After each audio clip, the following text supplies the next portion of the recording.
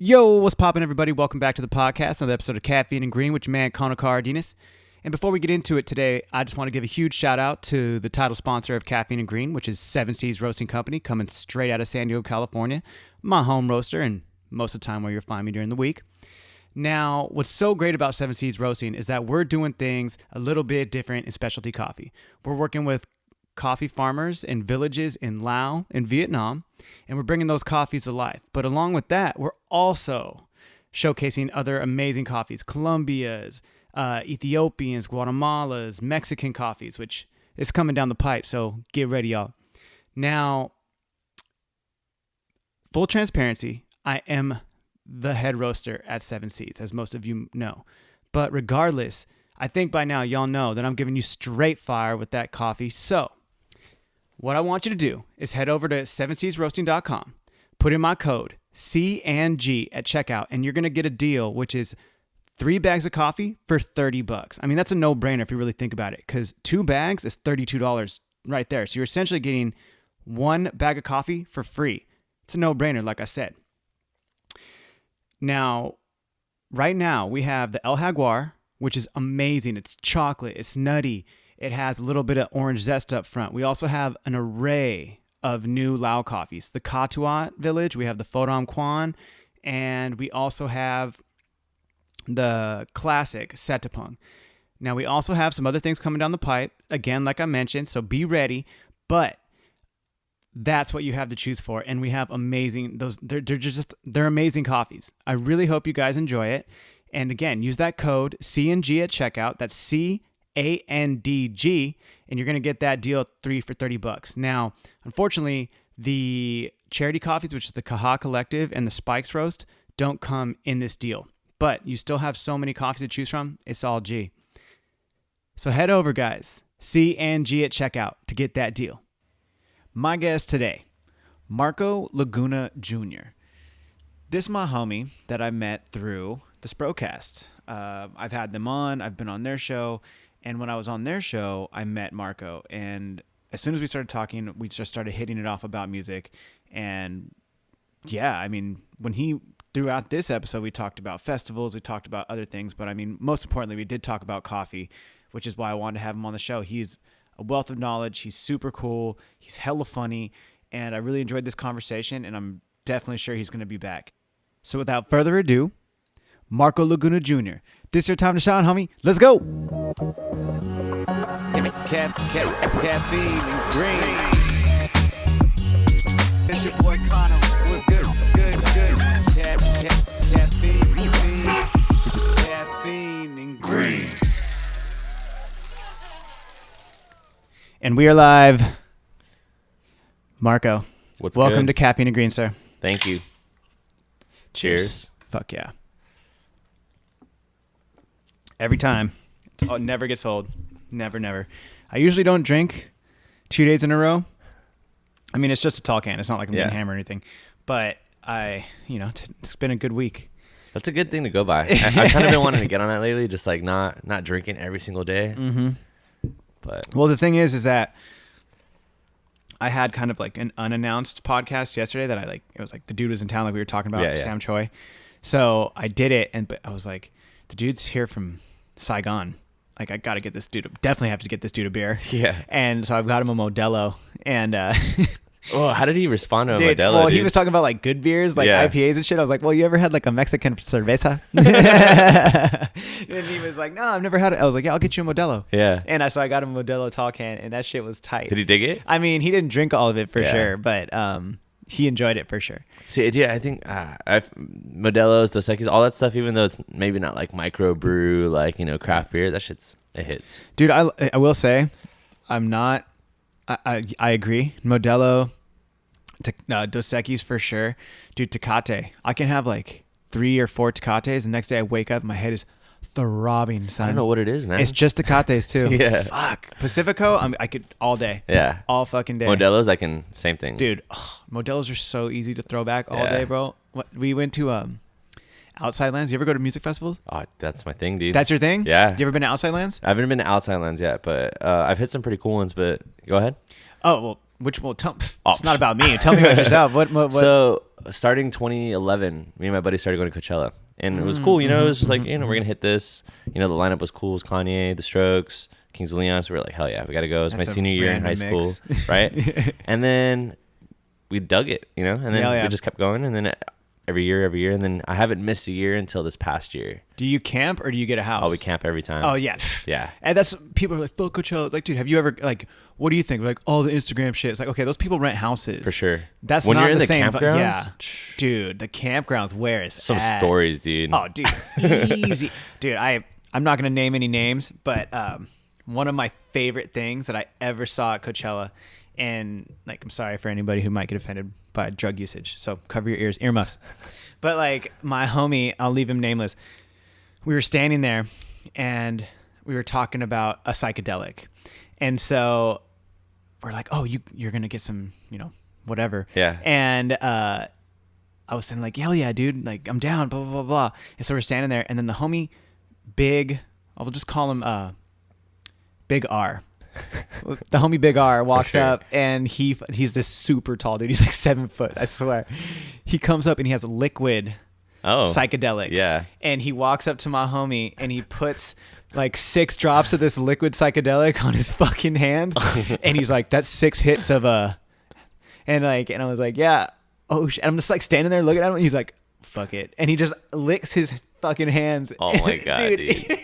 Was he just tripping the whole time? Dude, so shortly after that, we've been drinking beers all day up to that point, and I don't think we were even in the festival yet. I think it was probably like...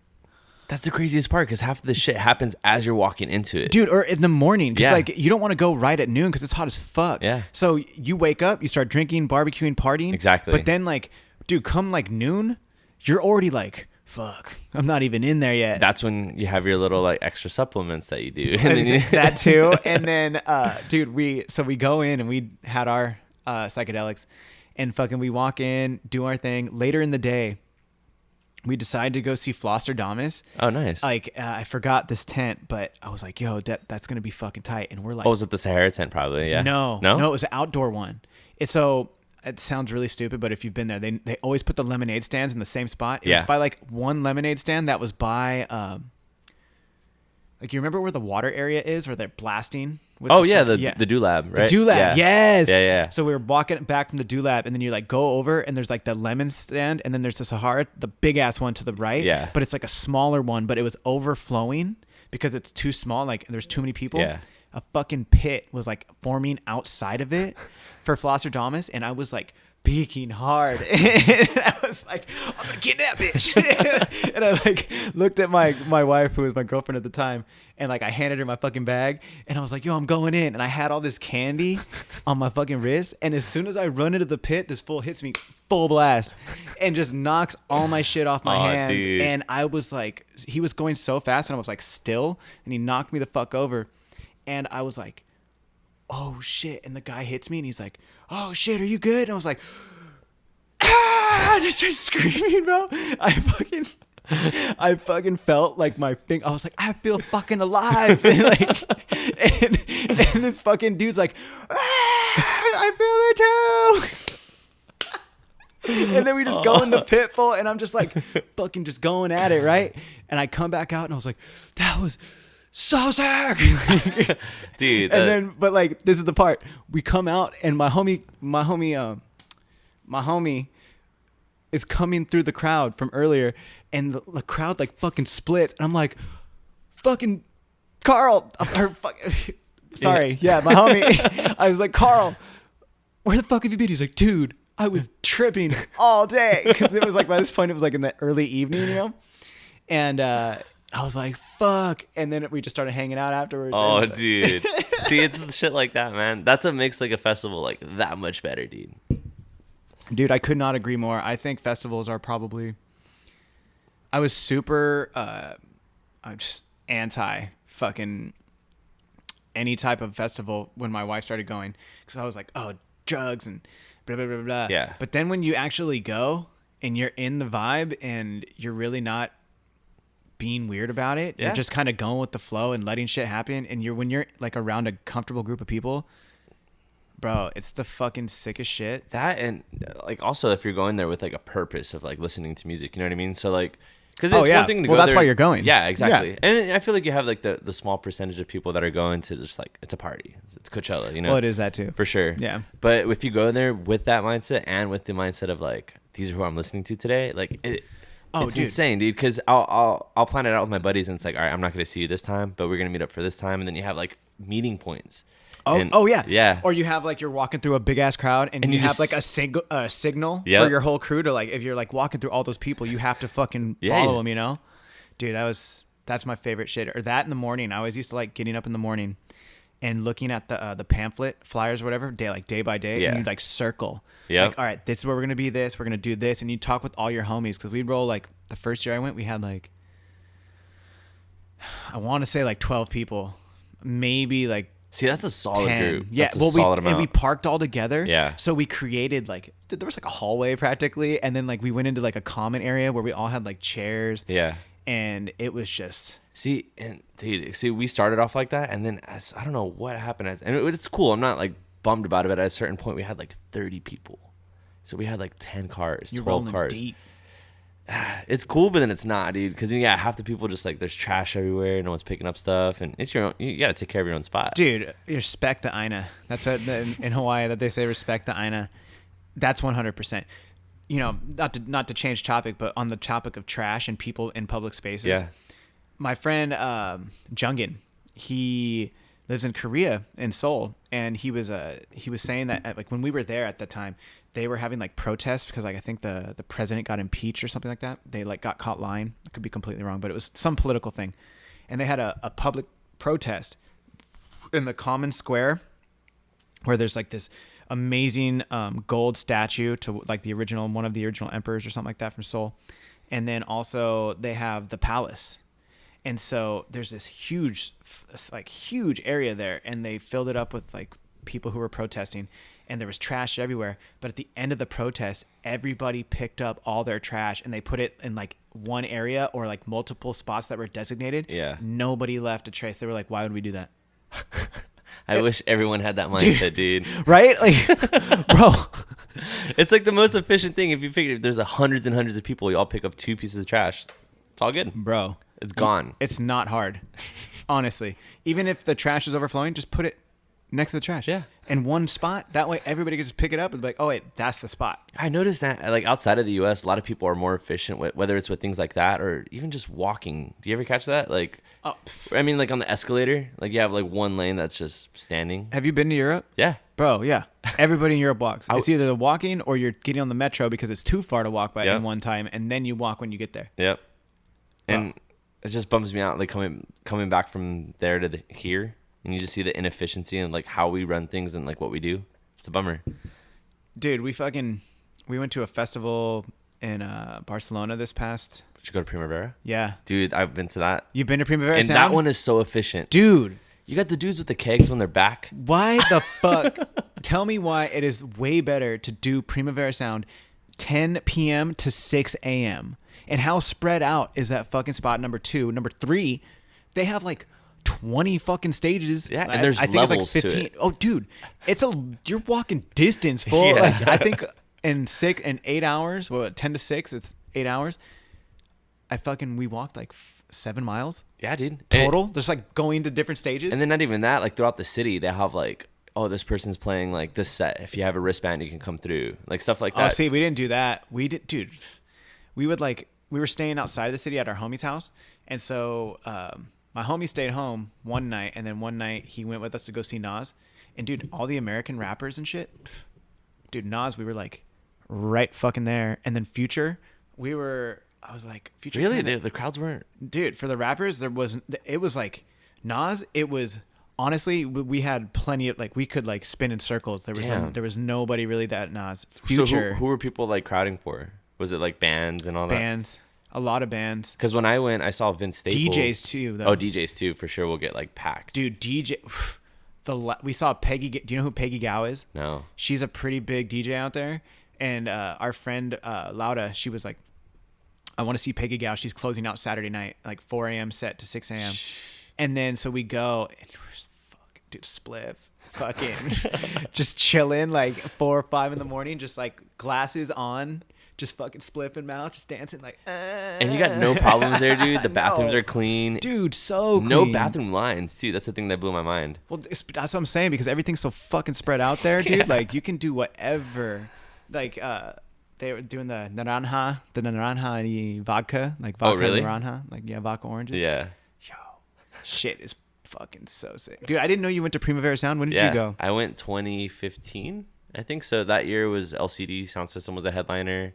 Vince Staples was there. I saw John Carpenter, oddly enough. Do you know who he is? John Carpenter? Because like he did the movie Halloween.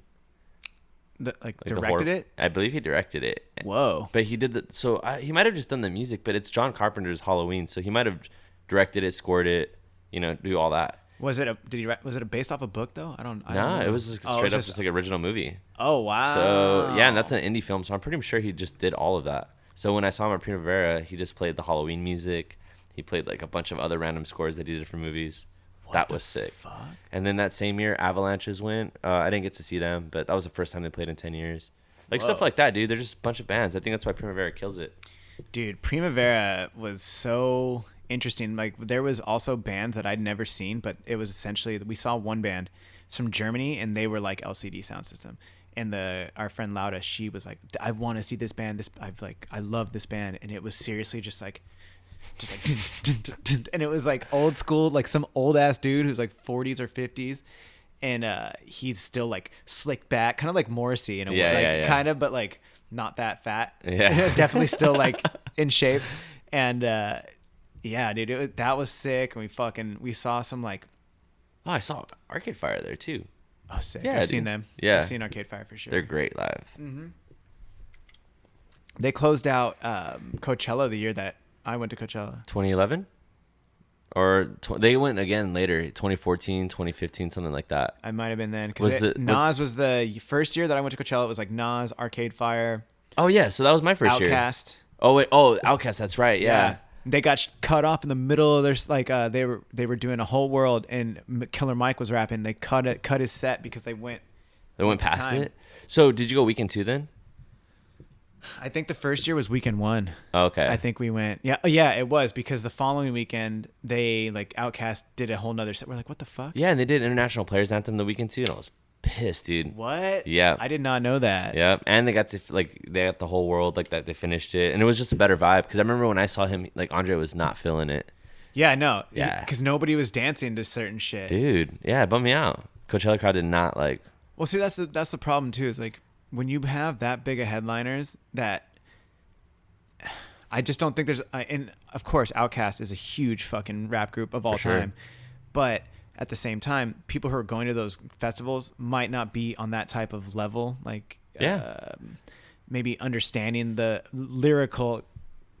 Well, yeah, because they're perspective, I guess. They're going and they're gonna play their hits, but they're gonna play like their songs, like their music. So they're like, doing a fucking hour-long set, and they have a plethora of music albums. I mean, what is it? Southern Playalistic Cadillac music, or something like that. And then they'll do things like ghetto music, and like the crowd. Oh yeah, they did the split. They did their own songs and shit. Yeah, Speaker Box and they fucking did all The that. Love Below.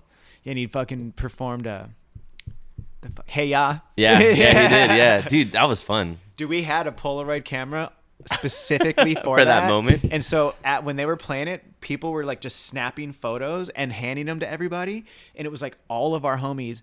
That's sick. In a circle, and so then somebody took a photo of all of us as a Polaroid of all of us shaking our fucking Polaroids. And all the Polaroids are probably all of you guys just literally just like doing that. Dude, yeah, it's so fucking sick.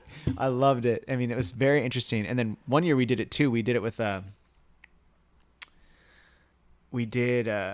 ourselves, and then we I think we met up a bunch of people there. It was crazy. But yeah, Coachella was fun, and then we started moving into Outside Lands for a couple years, and now we did Primavera Sound. I still want to do like Governor's Ball. Yeah. And Lollapalooza. I've done not Governor's Ball. What's the other one there's one that Jay-Z did. Something America. I don't know. Made in America. There you go. So Made in America? Yeah. That's a festival? Yeah, and it wasn't like a yearly thing. I know they did a few years of it, and then kind of like not in the same cities. So they did one in LA, they did one in Philly. They might have done one in New York. But pretty much like in LA, they just shut down the whole city. Like where the festival was, it was middle of downtown. And it was Chance, who else was there? John Mayer, Weezer, Kanye. Oh, dude, that one was a sick one. That was like a good day festival. But dude, I went to a festival. I forgot about this. Laguna Fest. They only had like 2, maybe 3 years of it. It was in Pensacola, Florida. Okay. And they fucking headliner one night was Jane's Addiction. Weezer was a headliner. Big Boy was there.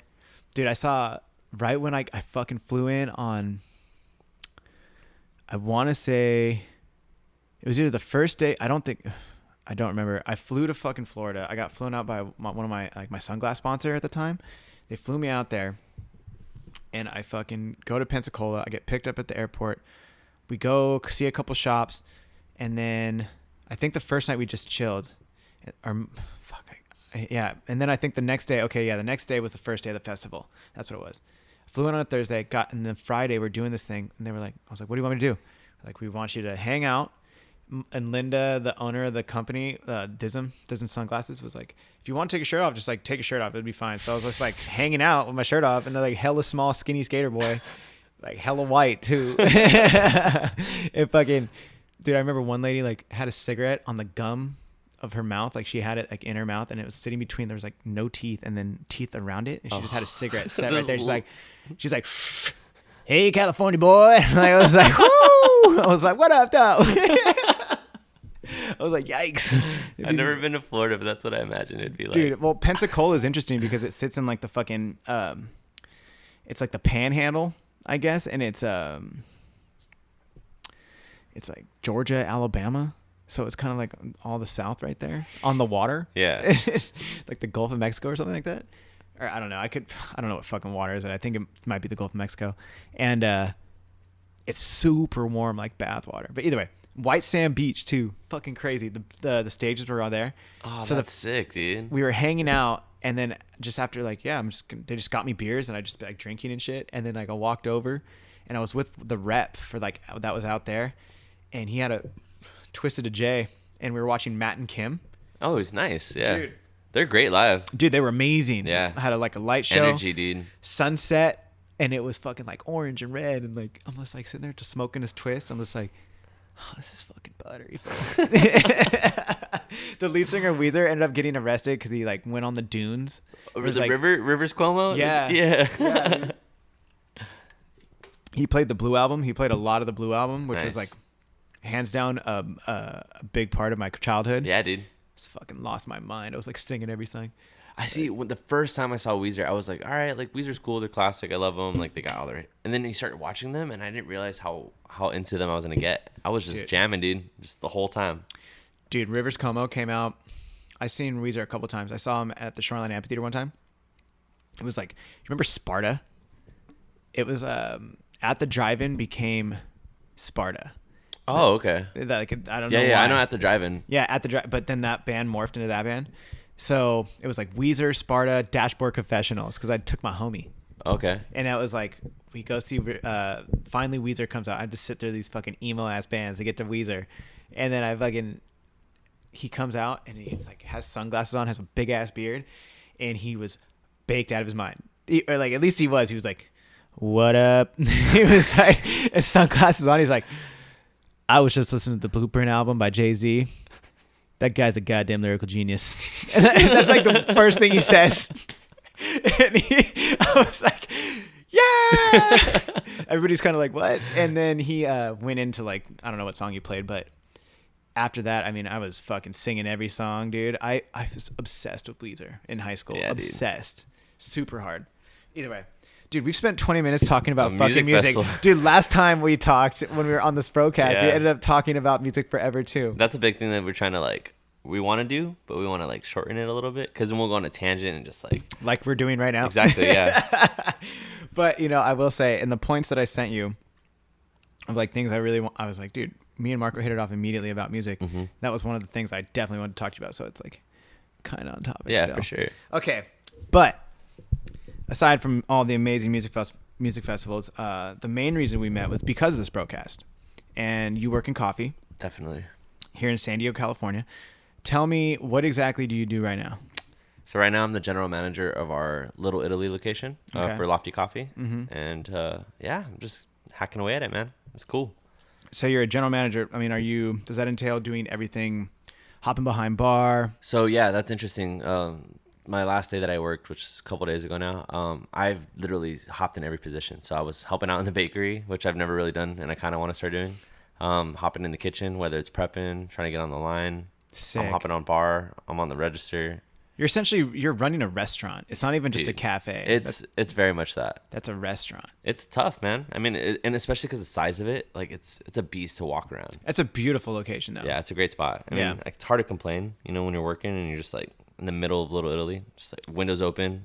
It's chill. Dude, how's it though when it's so humid outside? It's rough, especially dialing in. It's a pain in the ass, dude. It's so it got to a point where it's like I didn't want to close the door at our location, but it's like if you pump in the AC, it's just like, dude, it's not even really. It's like barely maintaining. And then if you have the roaster going, forget about it. Oh, dude, yeah, I can imagine having a roaster in shop trying to dial in. I never thought about that. Oh, dude, yeah, it's.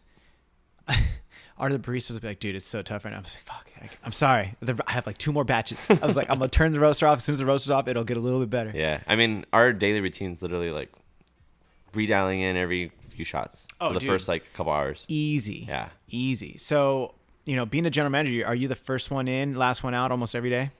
No, but so ideally, like I'm in the prime time of the day. So I'm trying to be there when the most is going on, when it's busy. And a lot of times it ends up being more than 8 hours. I'm usually like doing 10-hour days. Pretty standard. Yeah. Yeah. Do you have days off in the middle of the week kind of, Steve? Yep. Just Tuesday, Wednesday, religiously. Those are my days off. So I'm working every weekend. I kind of have to, dude. Yeah. Saturday, Sundays is pumping. Yeah. We got the farmer's market on Saturday. So, I mean, other than just that crowd, you got tourists, you got people that live there. Well, you're a prime location too. I mean, you're in the heart of it. Little Italy's We're a downtown. block away from the market. Like it's right there. How many people come to that market on the weekend? I would easily say like at least 1,000 just like coming through. I think it's closer to like 20. Is it really? I'm not good at numbers like No, that, because dude. Eric was telling me, he's like, we do the farmer's market inside the market. Yeah. And dude, yeah, you guys are posted up. I see you guys all the time. Oh yeah, dude, that's our spot. Like that's our block. Son. Ryan actually came by one time to borrow a crescent wrench. Did he really? Yeah. And that was funny because I couldn't find it, and that was like my first week or two at Lofty. And Eric, the owner of Lofty, was there, and he was just like, "Where's your crescent wrench?" I'm like, I don't know, man. I just started like a week ago. I don't know where anything's at. What the fuck are you doing, bro? You don't have your crescent wrench. I was like, fuck. And he was just like, dude, you can't lose this. And he went to go buy one like that same, like within the hour. He brought it. And I haven't lost it to this day. I know exactly where it's at right now. Dude, tools are so important. Yeah. Oh my God. When you have so many little things, forget about it. Especially those little Allen wrenches. Yeah, like for the EK or whatever, dude, it's for anything else. Allen keys, like they're like that round one as. Like, yeah. Oh my God. Just for everything. But so you're a general manager at Lofty, but I'm assuming you had like an origin. Where did you start in San Diego? Well, so I'm born and raised in Chula Vista, and that's kind of the funny thing too. It's like everything I did in my first 20 years of life has been in like a couple mile radius. Mm-hmm. So I was born in Sharp Hospital, Chula Vista. I went to elementary school right down the street. First job was in that same plaza as like the hospital. High school was down the street. Middle school was down the street. But I did spend most of my time on 3rd Avenue, like downtown Chula Vista. Okay. So yeah, just from there, man, I got a job as a barista. I started off as a lifeguard, then got into Jamba Juice, and then from there, so from Jamba Juice, I was like, I don't want to say I work at a smoothie shop, so I'm just gonna say I work at Starbucks. So I got hired at Starbucks, and then kind of started realizing I dug the environment that I was in, like kind of just like serving people, like seeing people on a daily, like 1-2 advice, like, and I also started liking the coffee. So then I got Coffee Master. Spent 5 years at Starbucks, and eventually I was like, you know what, I need to take a leap. I don't want to stay at Starbucks the whole time. Mm-hmm. So I just put my resume out everywhere. That was in San Diego, like specialty coffee shops, whether it was C&T, James Coffee, Bird Rock. What's C&T? Coffee and Tea Collective. Dude, it's like right down the street. Dude, you live right down the street. I know. I just saw that. Yeah. Okay. Yeah. And great coffee. Okay. Yeah. But so no one hit me up, and then West Bean was my first bite. And I had an interview, and I got hired that same week, and I was like, sick. Thought I was going to say bye to Starbucks. I kept Starbucks for a little bit. At the same time, I was working at Ironside, so I was pushing 3 jobs. Ironside, the restaurant? Yeah. Oh, shit. So I was a busser there, but I just wanted extra money. And it was cool just to get in the industry, Yeah. Just to meet people. And until this day, that still like comes in handy. You don't know dude, who you always. meet, So, from there, dude, I was just working my 3 jobs and then narrowed it down to just West Bean. Eventually, I left Starbucks and then climbed the ladders at West Bean. I wanted to learn everything there was about like specialty coffee. So I did my own reading. We talked about the James Hoffman book. Yeah, the Atlas. Yeah, I picked that up, dude. Read it front to back and still have it. Still reference it. Yep. And just really put myself out there. Going to the throwdowns, not knowing how to throw down. Just kind of like meeting people. What? You went into that like just blindly, dude. Really? I mean, I did like maybe like a month or two of practice, and then going into the first one I had was at Global Coffee Trading. I think no longer existing. No, yeah, they're out. Yeah, so I went there, and then it's kind of my first experience. Just fucked it up. Yeah. But that's the first time I saw Siri. First time I saw Jay, and all these people that like I hang out with now that are like part of like what I do. So yeah, man, and I really spent time at Westby and really trying to like perfect like my knowledge in coffee and like not even perfect it, just work on it. Yep. And just create like a name for myself. Started Broken Pour. That's when I started posting all my like latte pours and trying to be for Instagram. Yeah. Okay, yeah. Started being part of that community. I figured that was another way to get myself out there. Started reaching out to like the coffee network, and eventually, dude, one time we were at a coffee mixer, and then I saw Siri there. Just approached her, and then the rest is history, dude. Her. Yeah, I just went up to her and I was like, "Yo, what's up? You're Siri Simran. I'm Marco. Like, I know who you are. Like, dude, I just wanted to meet you." Sick. And I got on Sprocast. And sick. From there, dude, it's Wait, did that happen recently? This was like a year ago now. Oh. Yeah, that I met Siri. I've only known Siri. Wait, was it a year Asa left? It's been a year since Asa. No, because Asa was on my show. No, so I originally went on Sprocast as a guest, and then I was just like, that was it. And then they wanted to have me on as like an honorary member, like every so often. And it didn't work out like that. And eventually, like it just worked out as like, hey, do you want to be a part of Sprocast? And I was like, yeah, for sure. Sick. And at that same time, I got hired at Lofty. So then it just worked out perfectly. And we used my cafe as like where we... Yeah. Dude, yeah. Well, I was super fucking pumped about when Siri hit me up. Or was it the J or Siri? I think it might have been both. Yeah. But they were like, you need to come on Sprocast. And I was like, fuck yeah. I'm so down. And then like... that all happened, but dude, now that you're with Sprocast, is Troy still doing it now? So Troy, he had to take a step back. He's got his own, he's got his own business going on now. So it's like, is Fob like done? So it's not Fob anymore. I think they're just calling it Muse. So I think Fob in the name it's done, but like what Troy's doing is like still going as like Muse Coffee. Shout out to them. Is that what I thought it said Yoons. Is it? Oh man, I don't know. The Instagram, like the thing that used to be Fob is now like. Is it something else? Dude, where's my phone? He might have went with that name then, because I know he was teetering back and forth. Because like now I don't see the other Troy. Yeah. Is the other Troy gone now? I don't think so. Okay. Because I'm like confused. Oh man, I feel bad. I gotta well, talk because to Troy. now, then I saw like, let's see, Troy Onbar, or it'd be Onbar, right? Or yeah. Shout out Onbar, the Vietnamese prince. Yeah, dude. Shout out the fucking. Dude, he's a good Troy. time every time. So so he's taking a step back. So then it's you three. So then we should probably get with my use, right? Muse, maybe that is. Oh, see, it is Muse. Yeah. Oh, it's just Muse? like a different spelling of it. Oh, okay. Yeah. So it's Muse Coffee now. Yeah. Okay.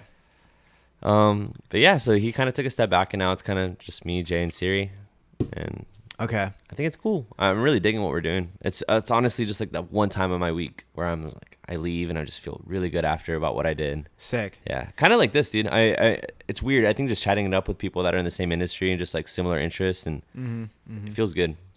So with, running a cafe of that caliber and essentially running a restaurant, what are your kind of aspirations or goals, we would say, like going forward with your coffee career? So I think it's teaching me exactly what I need to know when it comes to just running a business, like a functional business. I've never had the opportunity to do that, so I'm really thankful for that. But it's honestly just learning how to deal with the amount of people coming in the doors, like how to deal with a team with that big, how to just run, I think, and just like you find a way to do things. You know what I mean? So I think just being in the position of like, I'm the one that everyone's coming to with all these problems or all these like concerns. It's taught me a lot to step up and kind of just figure out a way to do things. Yep. And it's teaching me because I want to do my own spot one day. And if I can do something to this extent, I can do something a lot smaller. Oh, dude. So not a problem. I mean, the more you're into those things, I feel like. Dude, I threw myself in there. Like 100%, I kind of knew I wasn't ready for that big of a jump. Yeah. But I was like, you know what? Fuck it. because I've been training for this for 6 years. You know, I did 5 years at Starbucks. I did, 2 at West Bean. Just like being in that position, like I knew I was ready to do something like this. Damn, you're already 8 years deep? Yeah, dude. Holy pretty much. Shit. Just in like service industry. So that's why I kind of like eventually want to take a step back, learn like the roasting aspect, and like kind of just learn the back end of running things. Yeah. I've already done the front of house. And well, the thing about like learning how to roast, like we were talking about before the podcast, is just,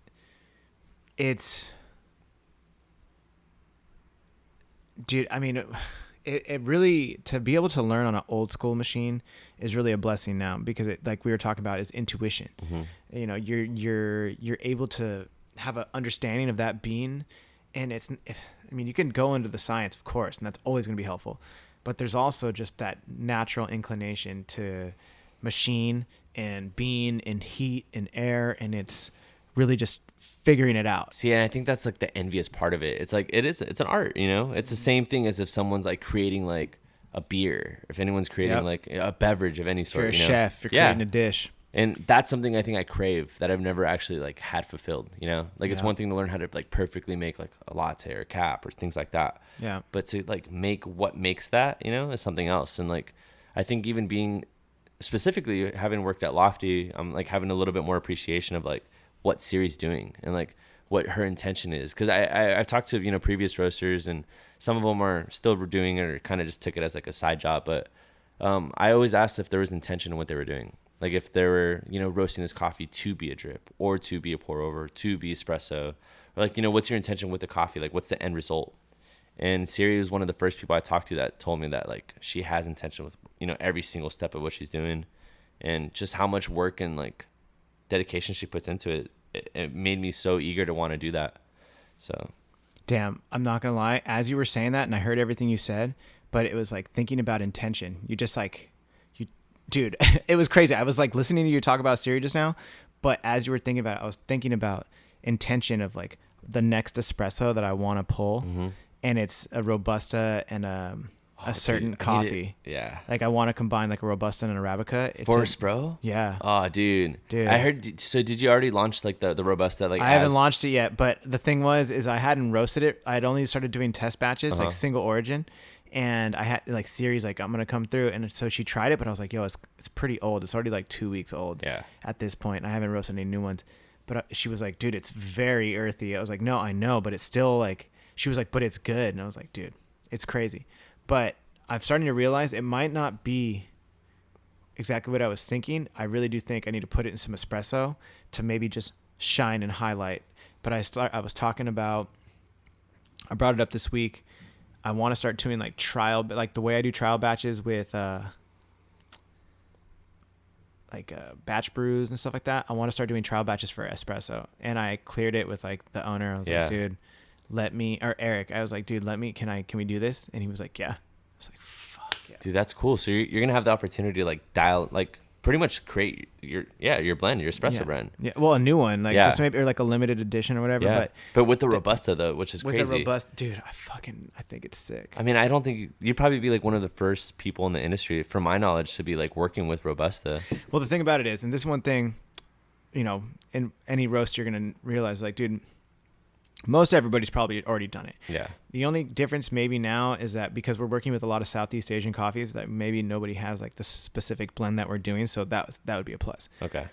But in roasting books, the Book of Roast, fucking any Scott Rao book, or like, stuff like that, they talk about recipes, like certain things that kind of work. And people will put like 10% Robusta in there. Oh, really? Like, oh, yeah, because Robusta is still usable. Does it just create like that earthiness, what they want? Like just kind of like the counterbalance? Or you could just over roast the shit out of it and it doesn't even matter. Yeah. Because the thing about coffee, the great thing about it is that nothing's going to go to waste. No matter what degree, people will drink it. Yeah. You could put that thing on third crack. Fuck it, straight up carbon. Like a carbon shell. Crack. There's still some specialty shops that do like third crack, yeah? I don't know about no specialty shops, but I mean, maybe.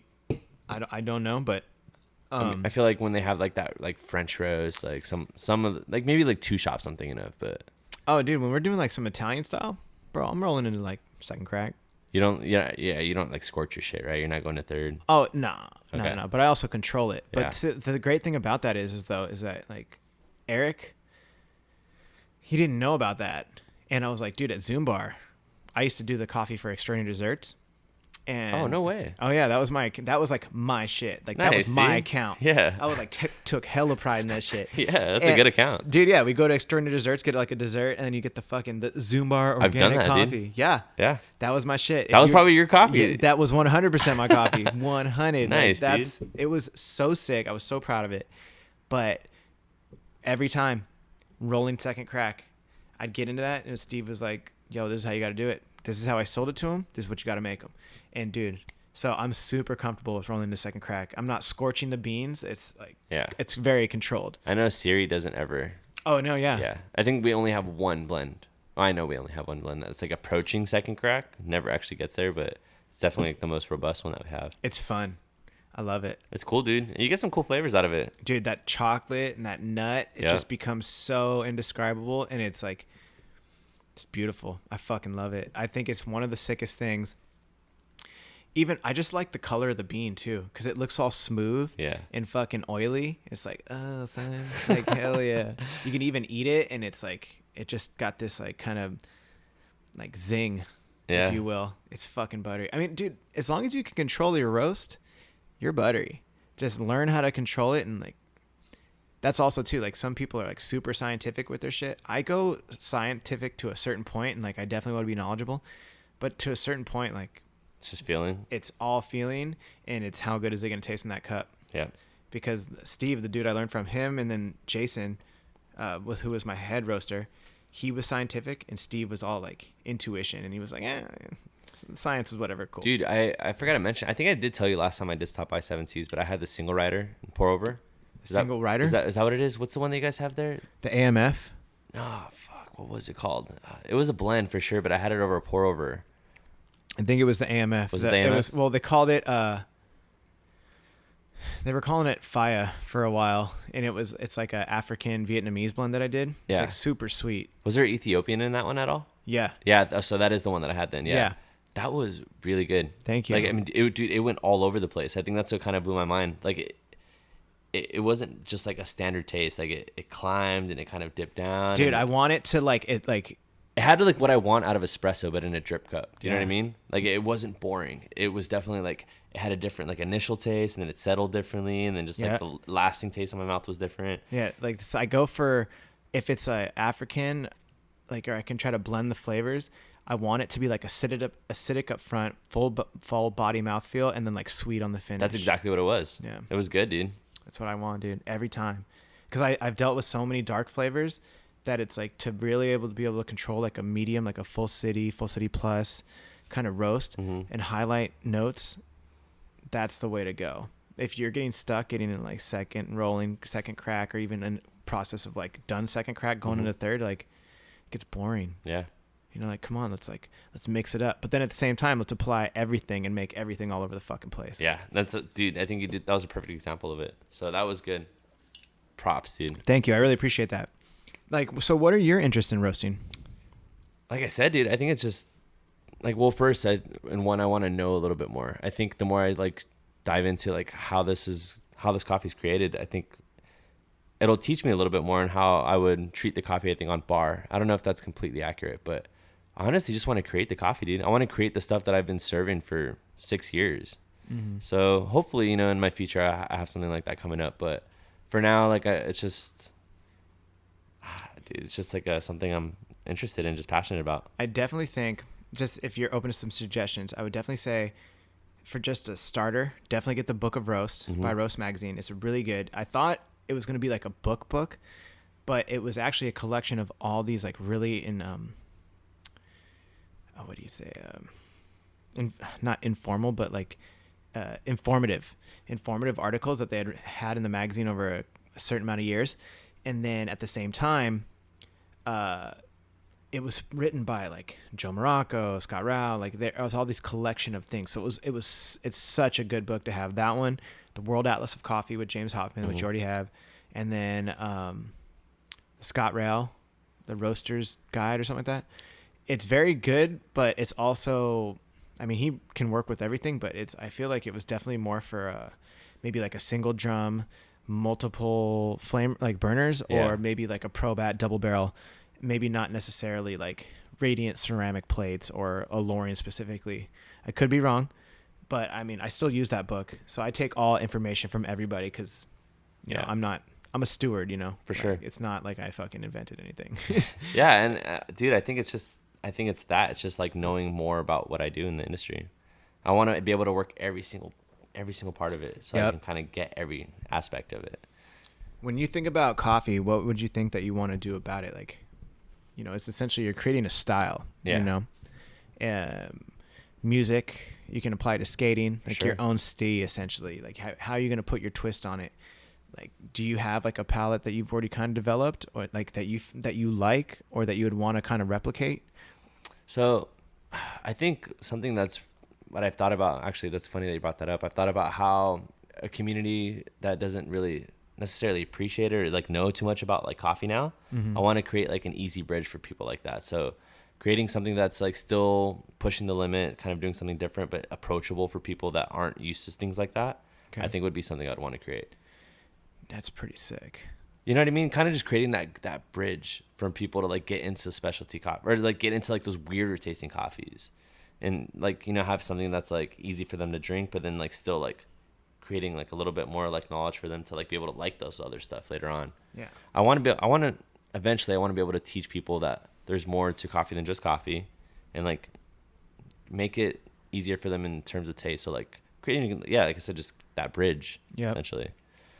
I like that. So like sweeter, kind of more chocolatey, and then going into like the weirder stuff. Like I think fruity is a weird thing for people to dig in coffee that aren't used to coffee. You know, like people that don't drink specialty coffee or you know. Yeah, I mean, people definitely. I was told today, we had one of our regulars.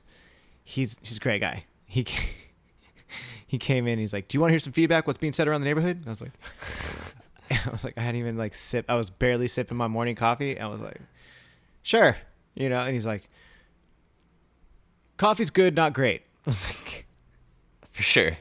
Sick. I was like, thanks. I was like, all right.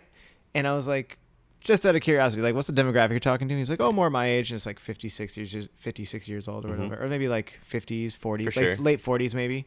And I was like, interesting. He's like, well, you know, you are kind of aimed more at like the younger crowd and stuff. And I was like, or hipster crowd. And I was like, hipster crowd. Not really. Yeah. I was like, first and foremost, we're a coffee shop. Yeah. Like style, all the things we have going on, cool. But to me, the coffee is the most important thing. And he's like, oh, okay, cool. Like, I understand that. But I was like, I looked at him, I was like, you know, opinions are like assholes, man. Everybody got them. Yeah. So it's like, that's all good. Like, thank you for the feedback. I really do appreciate it. But it's like, I got to take it with a grain of salt. Yeah. You know, like, you know, I told him, I was like, you know, we have industry people coming in and they love it. We have our regular customers who come in and love it. And I mentioned one of our other locals, or one of our regulars. I was like, and, you know, this lady, I was like, I'm pretty sure she's like well into her 60s and she comes every day and she loves our coffee. Yeah. So I was like, at the end of the day, if you're still talking about us, hey, yeah, dude. Whether you think it's good or bad, you're still talking about us. And that is all I can ask for. It's when you don't talk about us. That's when it gets. That's when it's shitty. Yeah. Because any publicity is good publicity nowadays, especially with how pissed off people get all the time now. For it's sure, like, dude. Whatever, you know. Like, I I'm think not tripping. I think you guys are doing something really great down there, and I think there's people in the industry that recognize it and do make their way to go out of there. Like one of my coworkers, Josh. I don't know if he mentioned himself, but he just stopped by and he like loved it because he's been meaning to stop by. And he finally did it because we talked about it at the store. Like he heard the Sprocast episode, so he was just like, you know, like hell yeah. And he went and he had a great experience. Sick. See, that's all I can ask for, bro. I don't give a fuck about. So the Spro is great, and he's one of the ones. And like I think even Siri like takes his opinion really strongly because he's just like such a dialed-in barista, dude. I've never been on bar with somebody that's so calm and just like perfect shots every single time. Yeah. So he went in and he dug it a lot. That's what I'm saying. I love it. I love that shit. See, that's what I mean. It's like, I appreciate everybody's opinion. I really do. But at the end of the day, it's like everybody who's around us who is, I mean, dude didn't introduce himself. I didn't meet him. Yeah. But it's so important that every time, every single person comes in, bro, like they're the most important person. Like they could be Joe Schmo, or they could be like the top dog in the coffee community, whatever, or like some Scott Rao. I don't know who you are, man. Like every person though, it's like, hey, how you doing? Yeah. What's popping? And then if like one of our regulars come in and I have like a relationship because I see them every day for coffee, it's like, yo, what's popping? Like, what's good? How was this one thing? Or like whatever. It's like, dude, I've talked about this before on the show. It's like when we talk about like a fourth wave or something, for me, it's like, I think it's really just revolutionizing customer service because we're not doing nothing new. Dude, I've used that recently when I was talking to someone about coffee. And I mentioned that you brought that up on the Sprocast episode, like the next fourth wave is literally that. I couldn't agree more. And you brought that up on Sprocast, and it just like, that's when I was like, dude, he's fucking right. Bro, it's seriously, you're not in the business of creating a one-time customer. You're in the business of creating a return customer. But more so than that, you're becoming part of the community, and it's like, it's more than just a coffee shop. This is where people are going to come, and they know who you are. They know what they like. If my wife comes to this shop all the time, they're like, how's Leslie? They're like, oh, Leslie's killing it. You know, she's all good. It's a spot for everyone. It's like literally people's first start of the day, the end of the day. Yeah. Like, you have the ability to like change that person's like whole day. Yeah. I think that's what blows my mind. Like someone could have a shitty morning. They go in and see like the homie, like, what's up, dude? Like, you know, and just like from that point on, that person's feeling way better. Dude, it really just takes like one thing to like really go right, to really just switch that mentality. Because it takes more muscles in your face to smile than it does to frown. Yeah, dude. Bro, I'm all about trying to laugh all the time. I was telling one of my coworkers today, I was like, yo, I think I'm getting crow's feet on my eyes because I'll be laughing all the time because you'd be cracking me up like hella hard. I'm like, yo, what the fuck? How you be making me laugh so hard? But I think that's fucking sick. You create that positive vibe and it becomes contagious. Yeah, dude. It takes the team. It takes the person leading the team. It's all of it. Well, that's also too what I think is sick is like ingrained in that like whole customer service aspect and creating a new sense of just like you're welcoming instead of like off-putting, which is what sometimes specialty coffee can be. And that's no shade to people who act like that. Hey, there's place for everybody. For sure. But for me, like to try to be like positive all the time, what comes along with that is definitely allowing people, especially what makes specialty coffee so sick, is that there's music, bringing it all the way back to the beginning of the conversation. When you have that vibe, like even when you were here before, I was like, yo, I can't stand when the guests come into my own house and there's no music playing because like I feel like there's just like dead air. Dude, I flip out when I go to a shop and like there's been times in shops that I worked at where the music stops playing and I'm like it's the worst thing in the world, dude. Yeah. It creates like this weird like suction of just like everyone just kind of sitting there. Yeah, dude, and it's quiet, and that's when I know something's wrong, and then we realize there's no music playing. You gotta set the vibe. Yeah, dude. But it's like, yo, sometimes, you know, that's sick is that, especially now, how things are evolving with like people my age, your age, who have like musical background, like musical taste, like new and old, and like you have people like Ryan who just like house and funk and this and that, and like you can tell when like Ryan's in a funk kick, and then all of a sudden he's in the house kick, and then it's like back into like Motown or something like that. It's dude. Like, you know, he's all over the place. Hey, dude, all his posts are like all over the place. It'll be like Funkadelic, and then it'll be like Grateful Dead. Or like America. Yeah. You know what I mean? But it's like, I dig that because that is helping create the vibe that everybody like, dude, I remember one specific time there was a guy who came in. He's like, oh, it's my first time here. I was like, oh, hell yeah. I was playing Chromeo. Nice. It was I don't remember the name of the album, but it's the one where they have like the high heels on. Yeah. And they're wearing dresses. Yeah. Skirts, I should say. And there's like a track on that album. Every fucking song on that album is fire. And there's just this one track. I forgot the name of it. And this dude on the window who's sitting at the bar, and he's like he stopped what he was doing. He put his hands up and he was just dancing side to side. And I heard him on the phone. He's like, yeah, man, they be playing some good ass music at this spot right here. I'm like, son. I'm like, that's what's up. You see right there that like that gets me so pumped. Dude, I love that, man. You know what I mean? Are feeling what you're doing there and like what you're playing, and like they're getting in their own zone. Like I love it when I see people like mouthing the lyrics, like at the shop even. Oh, dude, I'll be singing all day. Yeah, I'll be dancing at the roaster. I don't give a fuck, bro. I'll be standing there, be watching my times, like just rapping songs, like, yeah, this shit's tight. You know, because I mean, we talked about it on Sprocast. It's like I fully believe that if I'm doing that, that's gonna make the coffee taste better. Like it's fucking probably not. Like my controls are definitely doing the no, man, vibe, but it's I think that's a completely accurate like it's way the to look energy. At it. Yeah, you know? I mean, do that with anything. Like you get better outcome. Yep. You know what I mean? Like Yep. if you're putting in that like better like just like better mood, better like attitude, like things are better. I don't know. Like even if they're shitty, they're better. Yep. Dude, I feel fully about that 100%, and that's I think. I mean, all of it helps. Every single person, and then I was talking about this the other day. Is like every single person who works at the shop has their own twist on it. You know, we got this our newest barista, Laura.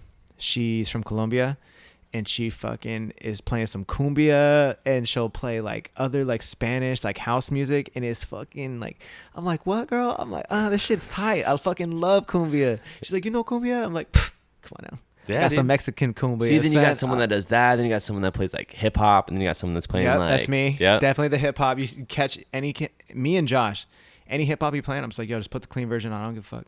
For a little bit at least. For a little bit. If you start getting like some like Lil Uzi Vert where every other word is like talking about your dick or something like that. Yeah. Fuck.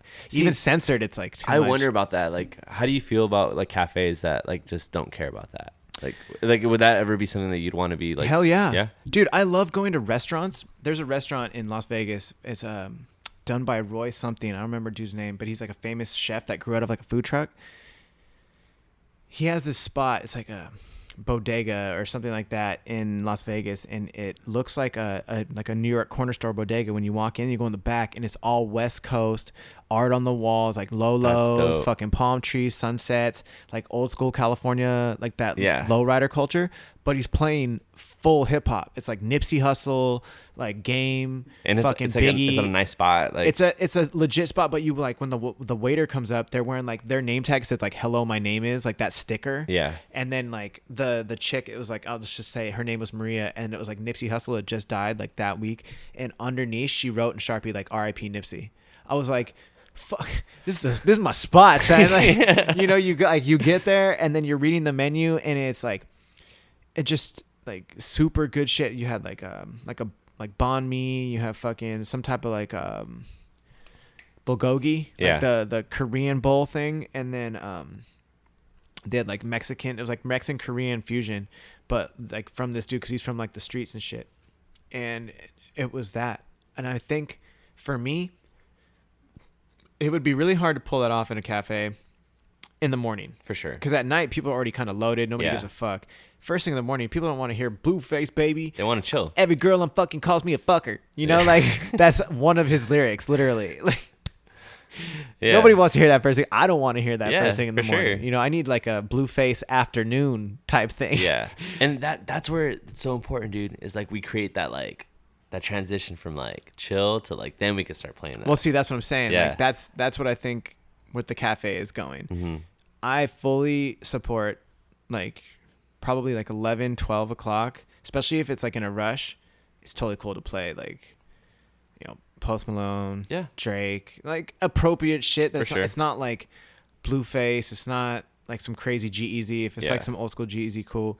Maybe definitely a lot of 90s hip hop playing in the shop. Today I was playing 90s hip hop all day. I think that's an easy one to play, especially even if you want to hear hip hop in the morning and you want something like super heavy, you can just play like easy, like Tribe, like something like mellow. Yep. You know what I mean? Lo-fi beats, chill beats. Like that's, I think incorporating more hip hop and like introducing, like that's the way I look at it is like, I want to introduce more like the different genres and subgenres of hip hop because it's not just rap. Yeah. It's so much more than just rap.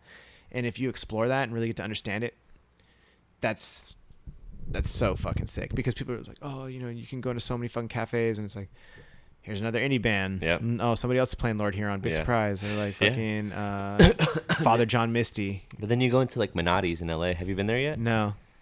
What's that? So it's dope ass shop. They're in Venice and they just opened up one in Hollywood. But Nicely, I don't know if you've heard of Nicely Abel. No. Badass barista. He's out of there and I believe he's like head barista or something like that. But I mean, just like when I went in there, like the vibe they have is just like all their vinyls all like lined up like per like barista. Whoever, I believe it's whoever's like on bar gets to play whatever they want to hear. And I went in and like Dam's playing just like on vinyl. Like it's cool, man. And just created like a chill atmosphere. Like they're doing what they want to do. And like even the customers coming in are cool. I mean, they're in Venice too, so. So it's not about like lyrics. It's more about like the vibe. It seemed like it, dude. That's sick. Like like there was no bother to anybody in the cafe that like, you know, Kendrick's. Well, like, if you're going in there, you Yeah. fucking know what you're going Exactly. getting into. So if you walk in, you hear a fucking record, and you see it's Kendrick Lamar's "Damn," you really gonna say anything? It's Grammy nominated. Yeah, dude. If you don't like it, And it's in LA. fuck off. So you know what I mean? So, yeah. But see, I love that though, because it was like they did what they wanted to do. And they had some sort of respect for the customers, you know, to some Of course, extent. Yeah. of course, it's always about the customer. Yeah. But they ultimately were doing what they wanted in an environment that like was still welcoming. And that's like, I think, the main goal.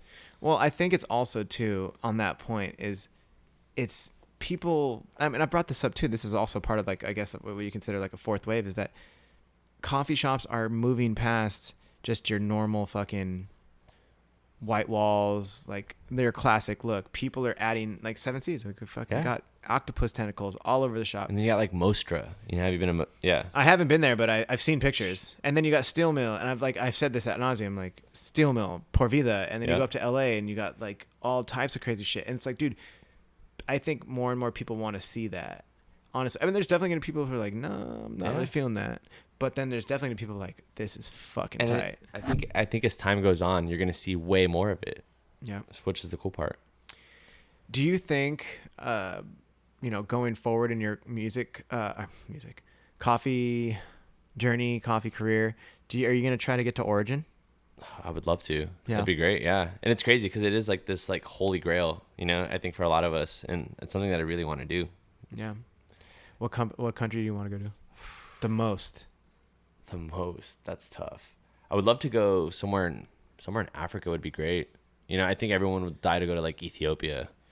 You know, but I'm really down for like South America too, man. There's not a lot that I know about like South American coffees in general that I kind of want to dig into a little bit more. And it's just, you know, it's right here. It's like it's down below us, and it's so close, and that'd be great too. Colombia would be good. I know Siri had great experiences in Colombia when she went. Guatemala would be great. You know, I could fuck honestly all any country really like that's like pushing out like what we're drinking and what we're into. Like I'm just down to know what their version of, you know, like how they're doing what we like. That's fine with me, dude. I have an affinity. Like I want to go down there so bad. That's 100% why I want. I mean, aside from being Mexican, like I want to speak just so much Spanish because I just like, dude, that's my 100% motivation. Like I want to go to Colombia, I want to go to Peru, I want to fucking Brazil wouldn't matter because they speak Portuguese, but like Argentina, any of that shit, and just Costa Rica, dude. Just like Costa Rica, Guatemala, Honduras, Mexico, fucking dude, all that shit. We have so many people coming from Mexico to the shop. Ensenada, really, TJ, like that's cool, dude. Homies coming through. And shout out to all the homies. That's international love, dude. I think it's Francisco. I shouted him out before. He's a fucking homie. And then Bernardo, he's homies, dude. They come in the shop, and they're just like, they appreciate that I'll try to speak Spanish to them. Yeah. But at the same time, like they can speak English too, so like we'll just communicate that way. But they like try our drinks, and they fucking bring drinks or whatever, or coffee or whatever. And it's you ever get like coffee samples from anyone? Well, yeah. Bernardo, every time he comes, he'll bring like his cold brew, like a cold brew, and then I don't know if he's brought any coffee. Definitely bring cold brew though. But dude, it's like, fuck yeah, that's so sick. They come up and it's like, dude, we got to get down there. Yeah. And we had Manny. I had Manny on in Aristocrat. Yeah, fucking shout out Manny. Dude, actually, Manny was one of the first people. He actually taught me how to pour, straight up. Really? Yeah. Dude, oh wait, no, you told me that. I worked my first shift ever in specialty coffee with Manny at West Bean. Yeah. Dude, that fool is so sick. He's chill. I love Manny. He's a good dude, man. And he loves what he does, and I mean, you can't ask for more. Dude, he's a G. The fact that he's created that entire menu at Por Vida, son. He was saying that Milo came up with the idea, like to put the it's a chamoy or something. Is that what it is? Yeah. Around the rim. It's so fucking good. But then he's like, I asked him, I was like, did you create the rest of the menu? He was like, yeah. I was like, son, horchata cold brew, horchata latte. That one, the horchata latte is fire. Dude, that's so fucked up. Did I tell you that? I fucking thought about that. Like, I didn't know about Por Vida yet. Yeah. And I was telling my wife, I was like, oh, I want to do this like horchata latte, yada, yada, yada. And then all of a sudden somebody's like, you mean like Por Vida? And I was like, what? Yeah, dude, they were early on it. Yeah. Bro. And then they had it all gangster the way I thought. I I was all, oh, I'm gonna do something gangster and this, that, and this. And then I see what they did, and I was all. You see, like you're talking about their entry they did for their the can. Is that the one? No, I'm talking about. I didn't know about them at all. Oh, okay. And then I saw their Instagram, and I was all, I have to go to this place. Yeah. Instantly. And I was there the next day. I fucking left work, went straight to the barrio, and I was just like, oh. Dude, it's fucking cool there, dude. It's so and the sick. neighborhood's sick, you know. Neighborhood is so sick. And then the La Bodega art gallery right there. I went to a Frida Kahlo art show there. Then you got Chicano Park and all the art there that's beautiful.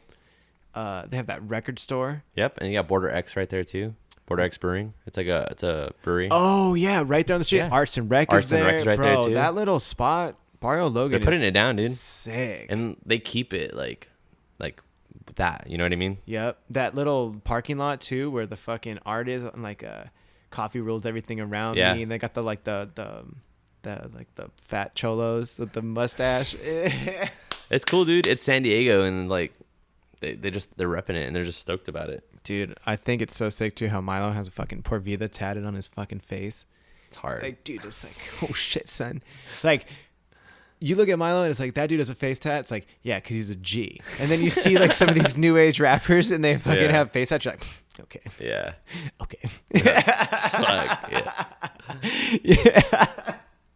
No shade. I'm just saying. It's hella funny. Like, fools be thinking they're hella G. And then you see Milo and you're like, okay. No, but I see a G. Por Vida hits. They're Dude, sick. So sick. Dude, if they could, and they have the Lolos out front, like on the weekends. Dude, if someday, I don't know, maybe it's already happened. If they have like a Lolo that's like bouncing down the street or like popping up on like two wheels and shit, like, I'd be like, it's a wrap. I like taking people to Barrio that aren't from San Diego. Dude, it's the best. It's so cool. Dude, okay. I've heard multiple people tell me like, yo, Salud is the best. Best tacos. And then I've also heard people tell me like tacos El Gordo. That's the one, bro. I've heard that's the one. That's the one.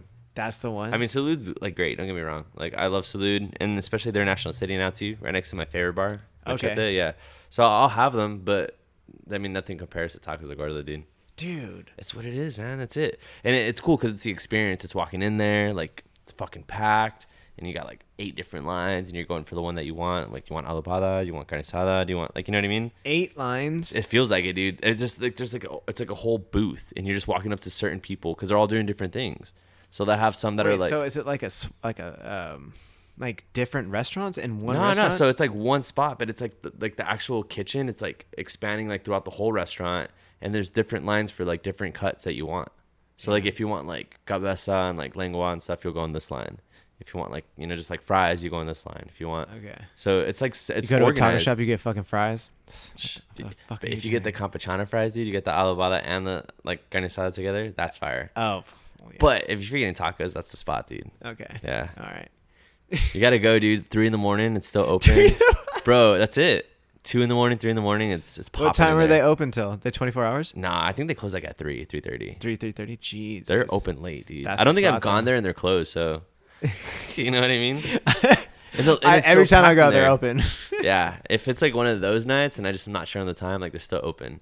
That's where we go. It's chill, dude. And is there hella people there? Always, dude. Does not matter. It's packed in there. You can go. One of my homies was talking about this the other day. He was like, "Oh, it's like 12 in the afternoon. I'm just gonna go get some tacos." And he was like, "I fucking waited 40 minutes. It's just, 40 minutes, dude." Damn, this has like. And he was like halfway through. He's like, "Fuck, I'm already here, so I might as well just like keep going at it." And he finally got his tacos, but it was just like he was pissed because he went at like 12 and like on a Wednesday, and it was packed. Oh my god. It's good though, man. Dude. All right. So that's like an endeavor. Like, fuck. But now living this close, I think it's like, okay. Oh, dude, yeah. If I would have drove from Lucadia to do that shit, Yeah. I would have been fucking over it. 15-minute drive, you're good. Oh, dude, yeah. I was just telling you. I was Yeah. just down there this morning. I was like, holy shit, I'm so close. Because, yeah, Tacos del Gordo is only like 2 exits away from like National City. Like 2 or 3 exits. It's like off of East Street, I think. Or one of those streets. Okay. So it's pretty close. Dude. Fuck. Well, did we talk about everything coffee? I think we did. Dude. We fucking did an hour and 6 minutes already. Let's go. Dude. Dude, oh my god. So, with Sprocast, what the fuck is going to be popping Because we're still trying to do this like event that Siri Simran wanted to talk about. Mm-hmm. Have you guys been talking about anything? No, I don't think so. No? I mean, maybe I just haven't like heard wind of it, but dude, I told Siri that we had like an idea of what we're kind of thinking about and having like a coffee competition. I definitely have some people who are definitely interested. Shout out to all the homies. Like a within San Diego? Yeah. It'd be an SD thing. It'd be pretty it would be a legit competition. Yeah. Like super legit. I'd be down for that. That'd be sick. Dude. I mean, honestly, we'd have to open it up, I think, because obviously it would be like you need Hawthorne. Well, you need roasters. Yeah. So it'd be like Hawthorne because they're roasting, Lofty because they're roasting, and then fucking also at the same time it would also be 7 C's. Yeah. But then it's like if I'm putting on the contest, I can't actually enter it. That fucking sucks. Nah, you can still do it, dude. Way. Yeah, right. If I win, people will be like, it's rigged. Yeah. That'd be sick though. I think San Diego has a community and like enough people to like support that for sure. I think so too. So with that being said, what is one thing that I would say? Hold on one sec. I'm gonna spark this up. Do it, man. Dude. Fuck yeah. Dude, what's the one thing when you're pulling a shot? Because as a barista. Sorry, do you mind if is this okay? What do Just you take a do? No, dude. How dare you? So sorry, you're saying when I'm pulling shots? What are you looking for when you're when you're pulling espresso? Because like, are you looking for more of a heavy Brazil? Or are you looking for like single origin? What do you look for? Oh, if I'm having shots or if I'm pulling shots? Pulling shots, having shots, whatever. I'm always down for a single origin, dude. Whether it's like, honestly, dude, I don't really have a preference. I'm really down to just try whatever like any shop's doing, and if it's something that I'm doing, I want to make sure I'm pulling like a really complex shot. I think the worst thing to have in espresso is like boring shots. So I'm looking for kind of how we talked about earlier, like this like kind of climb where it's like it hits your mouth and it's like you get this initial taste and then it tapers off into something else. And then you're left with like this sweetness. That's ultimately what I'm looking at for when I'm pulling espresso personally. I'm looking for like a journey in taste more so than just like a taste. What's the best shop in your opinion? For espresso? Yeah, that you've been to. Because you've been to Spain, so like, have you traveled around the States and like checked other spots? Nah. I mean, I've been to some really killer spots, but I think other than like San Diego stuff, one of the shops that stuck out to me most was, so when I was in NOLA, when I was in New Orleans, I went to a shop called Spitfire. Spitfire? That's a sick name. Yeah, dude. Tell me about that. Super like closet sized, but it had like the best reviews. It was in the French Quarter, so honestly, I didn't expect much of it because I feel like anything in like touristy is kind of like maybe not too good. But so when I was there, just walked in and it was weird. I started talking to the barista and he was familiar with San Diego shops and he was like, yo, have you heard of Hawthorne? Like, have you heard of like Sprocast? And I was like, yeah, dude. Haven't heard of Sprocast. Yeah, he's like, yeah, like I'm going to San Diego like next month on this whole coffee thing and like I'm gonna like hit up Hawthorne. And it was cool. We made a convo, but he pulled me like badass like Ethiopian, like, so I'm not too sure on like what part, but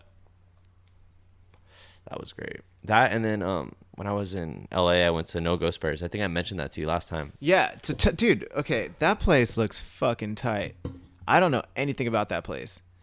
So it's formerly Coffee Collab, and I'm not too sure in like the transition or when it happened or how it happened, but now it's No Go Spares and it's in the cut, dude. It's like off of like Main Street, downtown LA.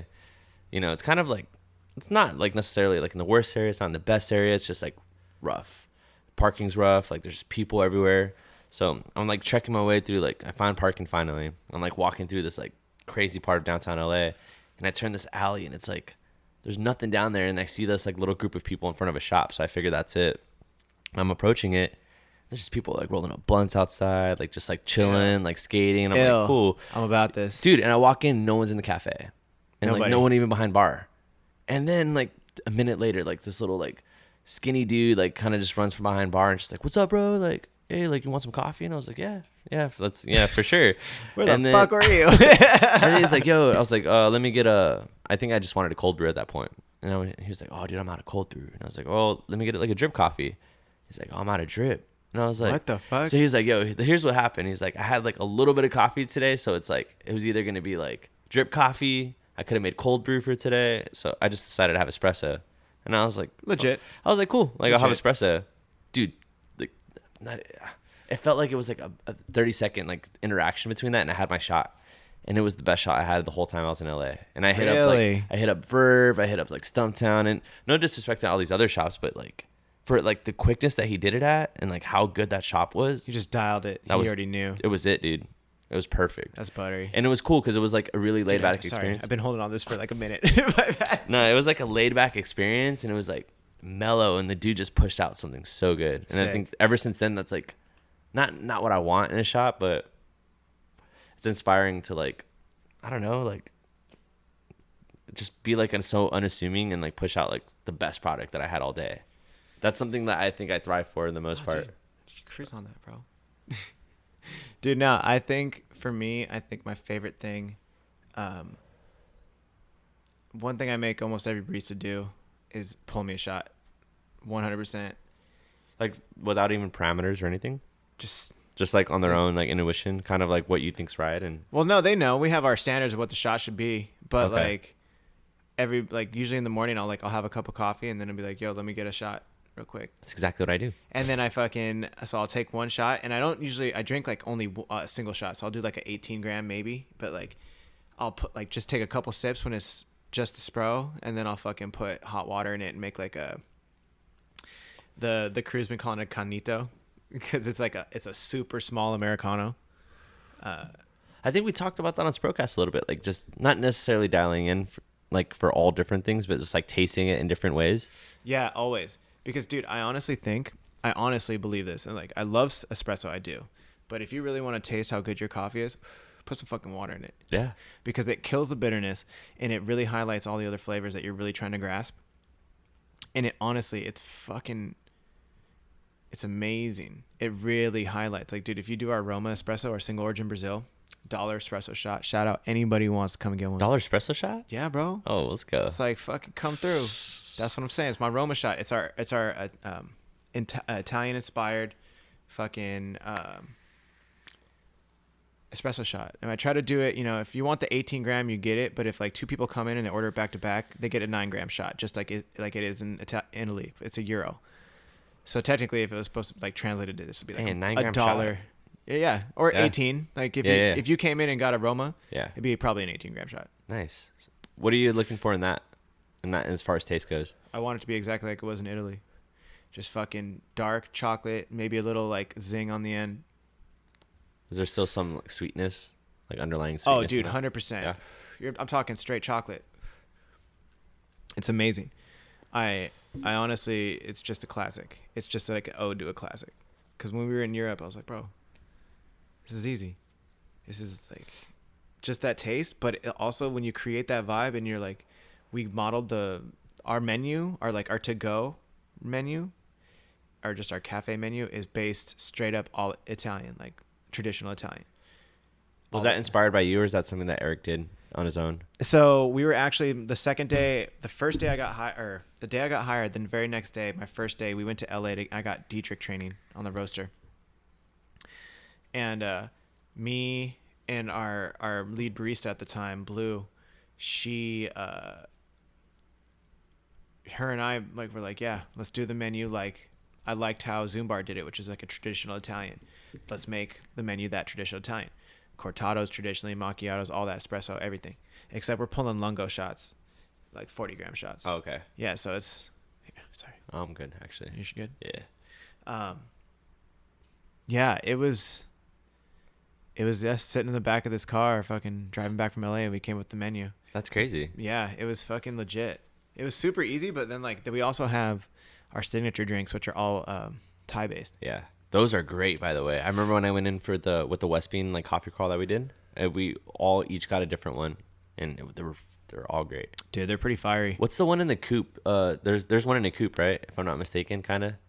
I think it's got a mint, or it's like the kind of like skinny with like the. Oh, like the Cavassier cup. Yeah. Yeah. Or like a Henny cup. Yeah, that thing, dude. That's like either the Grape Street. Could be a couple other things too. I can't remember any specific off the top of my head, but I mean they were all I love that that's a new thing too with shops that they're doing. I know Hawthorne has a really great menu, kind of like mocktail type menu. I see a lot of people. I was talking to Jay. Scrimshaw's got a solid one. I was asking Jay about that one too, because I was like, dude, you're always like going to these spots. Yeah. I'm like, what's up with these spots? And he's like, oh, the food and like the mixed drinks and stuff. I was like, oh damn, I didn't even think about that because I just think straight coffee. Yeah, it's cool. I mean, it shows a little creativity and it's like fun with it, you know. And it's just great. Well, it's a fucking You're showcasing more of the cafe aspect and not even just all specialty coffee. I mean, if you're specialty coffee and you have an amazing kitchen, I mean, you're essentially a restaurant at that point. You know what I mean? Fuck, man, I don't know.